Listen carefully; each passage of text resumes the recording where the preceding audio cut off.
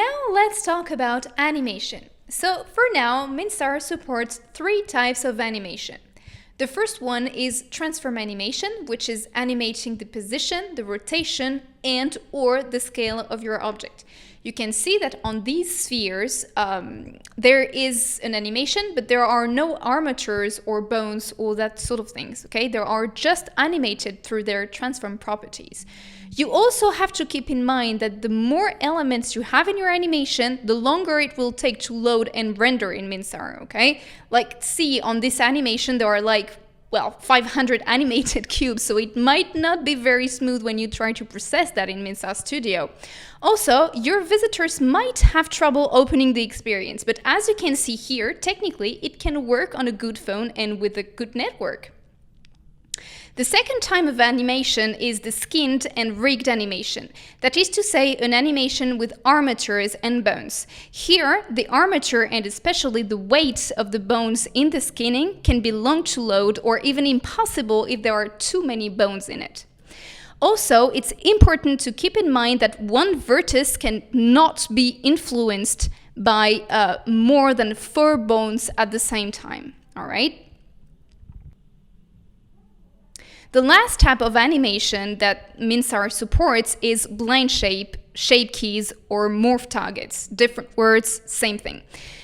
This kind of animation is the heaviest because, as you might know, it's an animation that is deforming the mesh without going through bones. It's mostly used for organic shapes or cloth simulations. A blend shape animation is basically the same mesh repeated all over the animation with its different shapes that you can see right here in this list, okay? Each shape is this mesh repeated all over again. So here, in this animation, I have 250 frames and I have over 2,000 triangles. So you have to calculate that Minsar will import 250 times that number of triangles. That's why it's a little bit heavy.